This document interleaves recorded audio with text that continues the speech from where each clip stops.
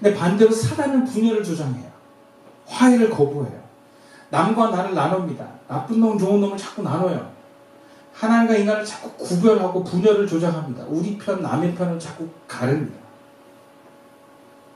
우리는 민족이 다르다는 이유로, 종교가 다르다는 이유로, 출신이 다르다는 이유로, 여러 가지 뭔가 나와 다르다는 이유로 분열을 조장하는 그 어둠의 세력과 우리는 싸우지 않으면 안 되는 거예요. 그래서 화해를 이뤄가는 사역은요, 분열을 이뤄가는 세력과 반드시 부딪히게 돼 있어요. 내 자신도 화해를 이뤄가기 전에 내 안에서 화해를 거부하는 그 저항을 맞닿게 돼 있어요. 근데 이걸 감당하는 게 그리스도의 사명이에요. 선을 긋고 밀어내고 비난하는 것이 아니라 품고 용서하고 끌어안는 것입니다.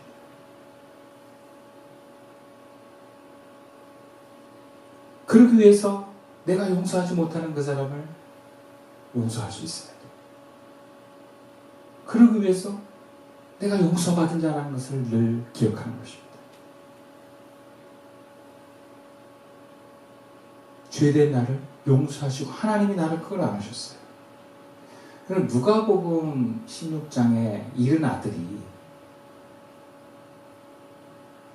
그렇게 다 망해가지고 아버지가 왔을 때 아버지가 어떡합니까? 끌어안잖아요. 그건 뭐겠어요? 존재를 끌어안는 거예요. 내 재산을 다 탕진했지만, 어떻게 보면 가문의 먹칠을 했지만, 너는 우리 집안을 나간 정말 쓸모없는 자식이지만 끌어안는 거예요. 모든 잘못된 것, 더러운 것, 다른 것들을 끌어안는 거예요.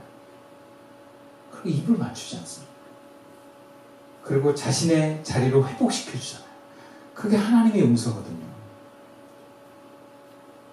내가 내 스스로 봤을 때 패배자고 연약자고 뭔가 무지한 자인데 그런 나를 주님이 끌어안아 주셨다. 그 실체를 깨닫는 자는 그 하나님의 은혜에 감사해서 나와 같은 연약한 다른 사람을, 나와 같은 무능한 다른 사람을, 또 나와 같은 더러운 사람을 끌어안을 수 있는 용기가 있게 될 줄 믿습니다. 근데 그게 내 안에서부터 시작된다는 거예요. 내 안에서부터 내가 보기 싫어하는 모습, 내 안에서부터 내가 밀어내는 모습, 내 안에서부터 두려워하는 그 모습을 용납하고 화해할 수 있기를 주님은 원하십니다. 그런데 이렇게 기뻐하는 삶을 살아가는데 알겠는데 안 될 때가 있어요. 머리는 알겠는데 가슴과 몸이 거부하는 경우가 있어요. 화해해야 되는 것은 알겠는데 화해가 싫어요. 주님의 사랑으로 사역해야 되는데 주님의 사랑으로 하고 싶어도 사랑이 안 올라와요. 전에는 분명히 사랑이 있었는데 말이죠. 이런 고민이 올라옵니다. 왜 알면서도 주님이 기뻐하는 삶을 살지 못할까? 여러분, 우리가 몰라서 안 하는 것보다 이 시대는 아는데도 안 되는 게 문제입니다. 우리가 왜 이것을 잘 감당하지 못할까? 몇 가지만 살펴보면, 첫 번째는요, 내 에고가 포기가 안 돼서 그래요. 화해하고 용서하려면 에고를 포기해야 되는데 그게 너무 싫은 거예요. 예전에 저희 교인 중에 이런 친구가 있었어요. 엄마를 너무 의존하는 친구였어요. 근데 제가 그랬어요. 너 엄마로부터 분리가 안 돼 있다. 엄마를 포기해라. 근데 목사님, 저 엄마를 포기하면 저 외로워서 죽을 것 같아요. 근데 네가 엄마를 포기해야 주님과 화해가 일어난다. 알겠어요. 포기할게요. 저한테 그렇게 약속해놓고 그 다음 주부터 교회 안 했어요. 포기가 안 되는 거죠.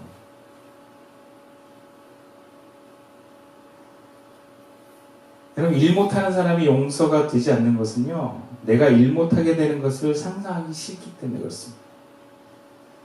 그럼 내 존재감은 가뜩이나 내세울 것도 없는데 일도 못하는 내 존재감은 세상에서 비난받을 수밖에 없거든요. 내 존재감을 포기할 수 없는 사람은요, 내가 싫어하는 사람을 받아들일 수가 없는 거예요. 내가 포기가 안 돼요. 이 나라고 하는 것은 에고를 말합니다. 이 땅에 살면서 두려움을 피하고 나만을 위해서 만들어진 나예요. 가짜인데 그 가짜로 인식하는 나, 그걸 에고라고 그러는데 그 에고가 포기가 안 되는 거야. 워낙 오랫동안 그 힘으로 살았기 때문에. 두 번째, 알면서 그리스도의 기뻐하심을 따라 살 수 없는 이유는요, 내 삶이 너무 어렵다고 느끼고 그것에 너무 많은 의미를 부여하기 때문에 그렇습니다. 그러니까 다시 말하자면 내가 나를 위한 삶에 너무 치중하고 있기 때문에 그래요.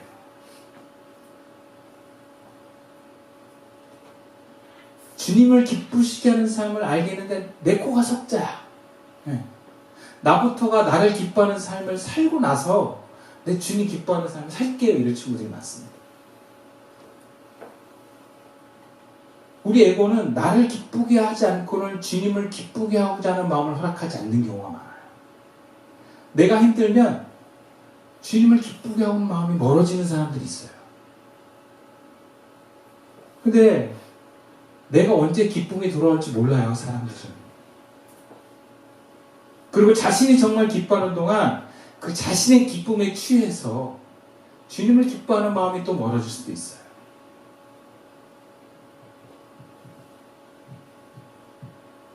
예전에 저를 청년부 사역을 하다 보면 청년들이 저를 참 좋아해요.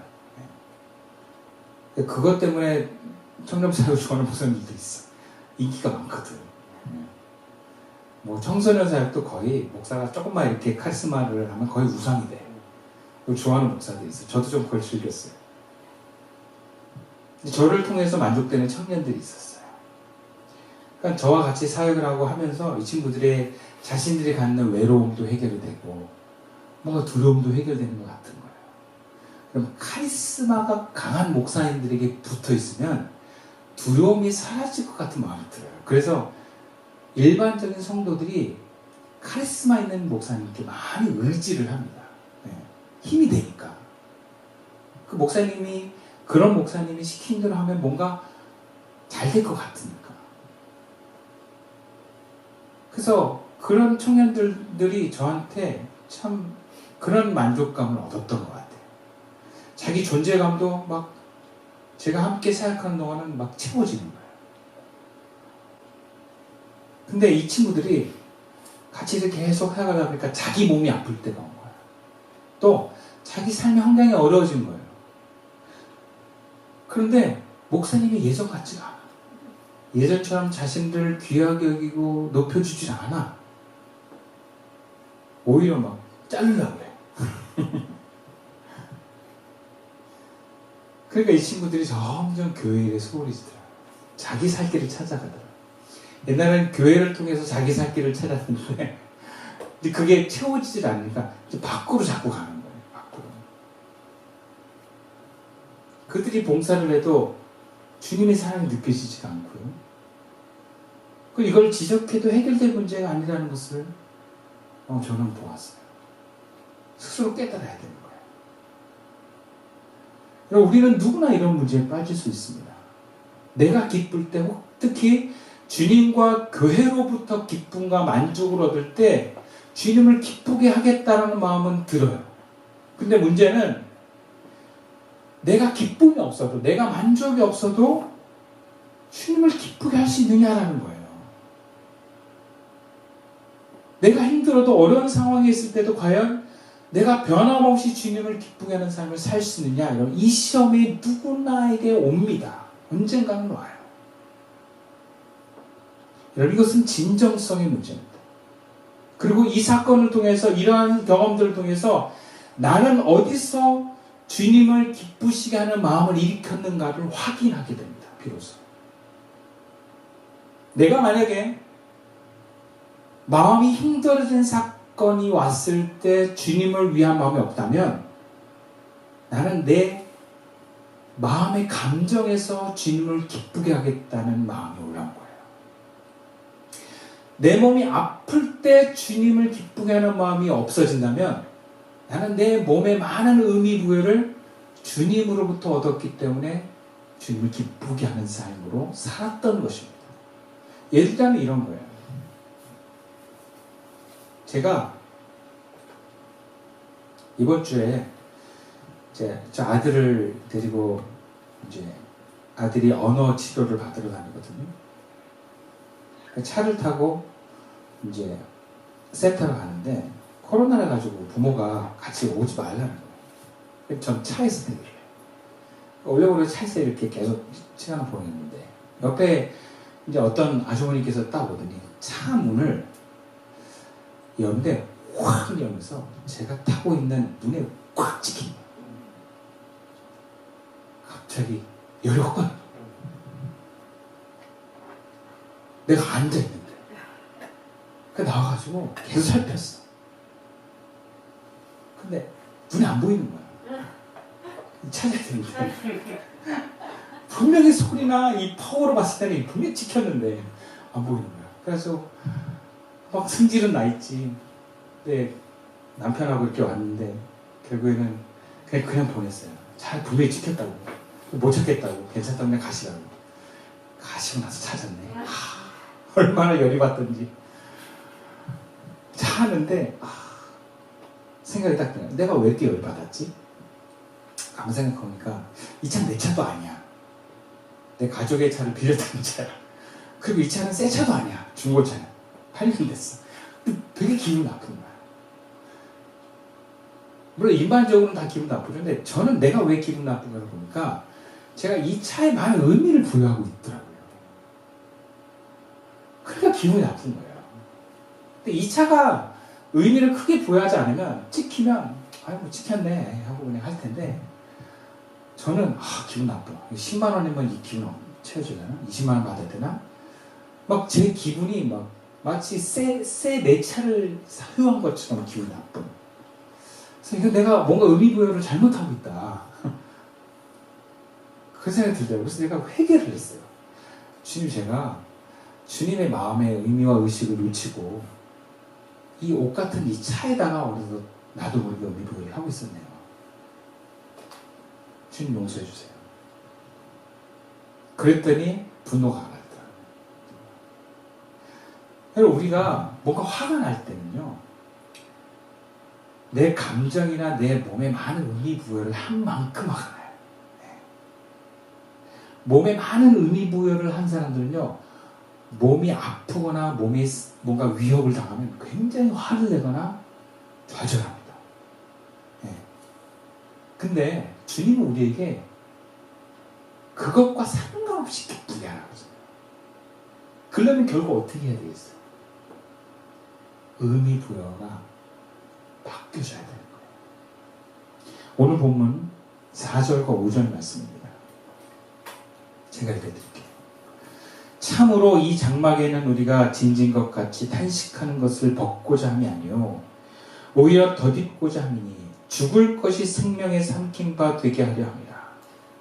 곧 이것을 우리에게 이루게 하시고 보증으로 성령을 우리에게 주신 이는 하나님이시니라. 바울이 무슨 얘기를 하고자 하는 거냐면 우리는 이 땅에 사는 동안 우리가 있는 육체의 장막에 너무 의미 부여를 하지 않는다. 우리는 지금 성령의 의미 부여를 해서 성령을 통해서 우리가 앞으로 죽고 나서 이 육체의 장막을 벗고 나서 얻게 될 하나님의 집을 우리는 기대한다 라는 고백이에요. 이것은 우리의 의식과 감정을 마음이나 몸이나 감정이 아니라 영에 두는 것에 있습니다. 내 안에 성령이 계심을 경험하고 의식할 때, 영에 집중할 때, 영의 의미를 부여할 때, 여러분 내 삶은 몸이나 감정이나 어떤 오감의 많은 의미와 뜻을 빼앗기지 않고 부활을 바라보면서 변함없이 주님을 기쁘게 하는 삶을 살게 됩니다. 바울은 몸이 고될 때도 고된 몸이나 환경이 아니라 외롭고 두려운 마음이 아니라 내 안에 계신 성령께 주목했다라는 거예요. 그러니까 여전히 주님을 사랑할 수 있는 거예요. 여러분, 주님을 사랑하는데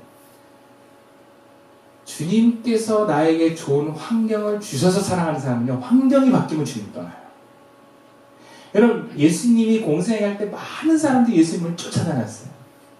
근데 예수님이 더 이상 기적을 행하지 않고 십자가를 얘기하니까 사람들이 떠나가기 시작합니다. 예수님이 그때 뭐라 하냐면 이 사람들이 떡을 먹고 배부른 까닭에 나를 쫓아왔다.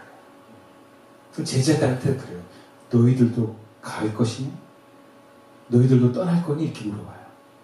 그때 베드로가 뭐라 하냐면 하나님의 말씀이 여기 있는데 우리가 어디 갑니까? 그러니까 기적이 없어도 아니 주님의 생명이 여기 있는데 영의 하나님이 여기 계신데 우리 어디 가겠습니까? 이런 의미거든요.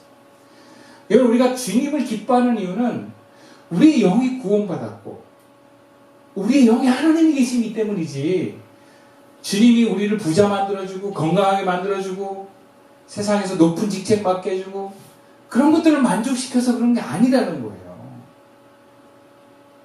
만약에 나도 모르게 그랬다면 그것이 없어져 봤을 때 그것을 깨닫고 회개하고 다시금 우리의 중심이 영에서부터 출발하기를 주님 원하십니다. 제가 성악을 하면서 참 제가 원하는 대학에 들어가고 사람들의 인정을 받고 얼마나 존재감이 높아졌는지 몰라요. 그런데 몸을 다치면서 의사 선생님이 딱 그러시는 거예요. 수술해야 됩니다. 근데 성대에 다칠 수 있습니다. 그때 제가 가슴이 무너지는 거예요. 근데 그와 동시에 깨달음이 올라오더라고요. 내가 이렇게 목소리에 의미 부여를 했구나. 내 목소리로 사람들에게 인정받고 뭔가 존재감이 막 채워지는 그것의 의미를 많이 뒀구나. 그래서 무너짐과 동시에 회개가 나왔어요. 그게 은혜라고 생각을 해요. 하나님, 제가 잘못했습니다. 이 목소리에 많은 의미를 부여했습니다. 이 목소리 가져가셔도 저 주님 찬양할 겁니다. 저 주님 기뻐할 겁니다. 그렇게 고백이 나오더라고요. 그 은혜 가운데 있었기 때문에 그랬던 것 같아요. 제정신이 아니었던 것 같아요. 그러고 나니까 병원에 있으면서도 어떻게 하면 주님을 기쁘게 할까? 어떻게 하면 예수를 전할까? 막 이런 마음이 자꾸 드는 거예요. 막 병원에 막 이러고 계속 누워있는데도 주님의 은혜요. 주님의 은혜로 제가 살고 있어요. 주님의 살아계신과 기뻐하심을 막 전하고 싶은 마음이 막 올라오는 거예요. 영혼의 기쁨이 만족스러우니까. 우리가 환경이 어려워지고 몸이 약하고 관계가 나빠졌을 때 내가 얼마나 주님 아닌 다른 것에 의미를 뒀는가를 그제서야 깨닫습니다. 그때는요, 회개하면 돼요. 근데 그것을 다른 사람 탓하고 환경을 탓하고 세상을 탓하잖아요. 그러면 답이 없어요.